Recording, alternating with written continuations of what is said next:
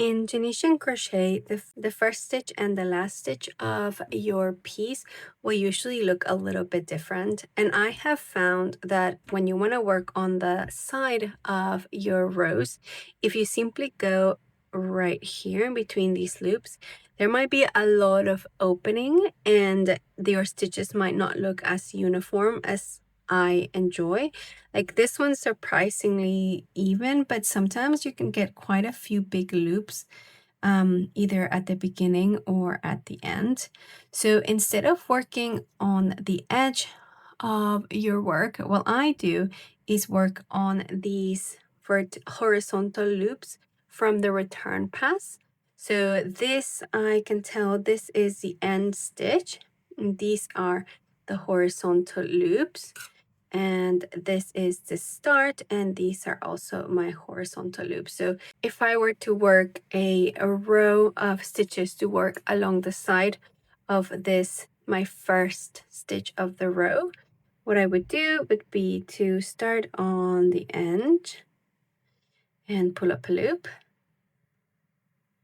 And then I'm going to pull up a loop from these horizontal return pass loops.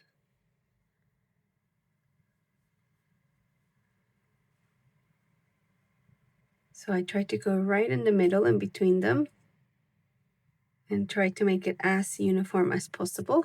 Do not go in between the rows because that's just going to create a huge gap.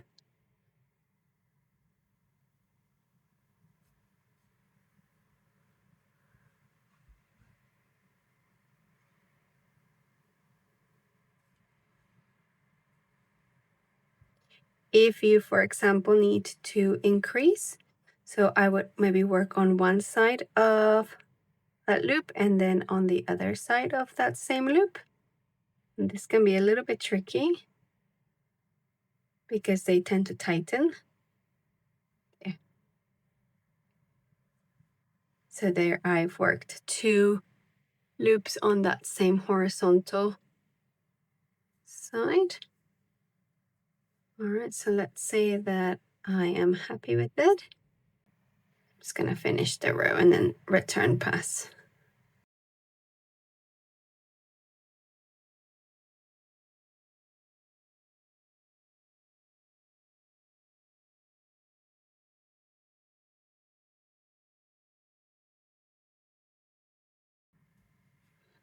Okay, so those are all my loops now, and then I'm going to return pass.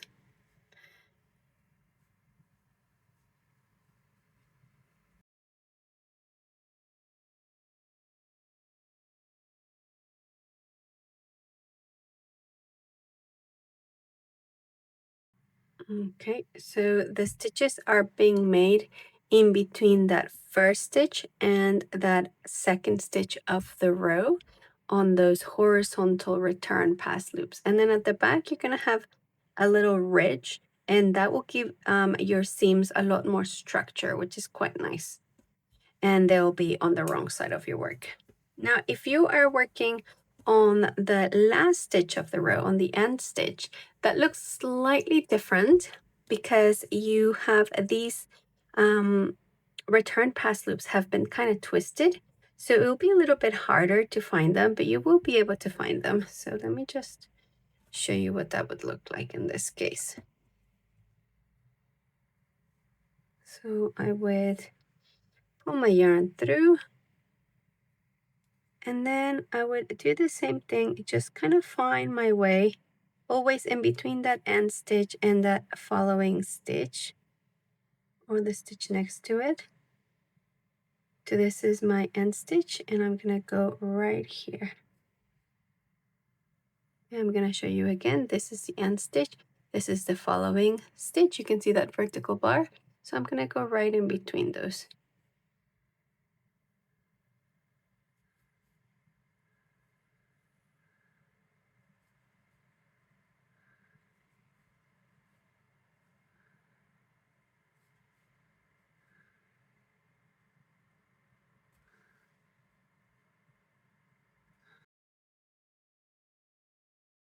And just like before, if you wanted to increase, you would maybe work on one side of that horizontal bar, and then on the same horizontal loops, but in another place of the same one.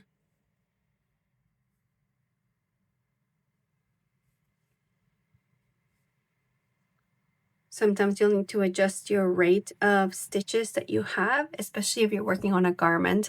Your gauge is very important, and our row gauge and stitch gauge is not always the same. Usually rows are slightly longer than the width of stitches, especially in Tunisian crochet. So you might need more stitches than rows. So you'll need to increase. Or it could be also the other way around, where you will need less stitches than rows, in which you might need to skip a row or two. All right, here are all of my loops. And then I'm going to return pass.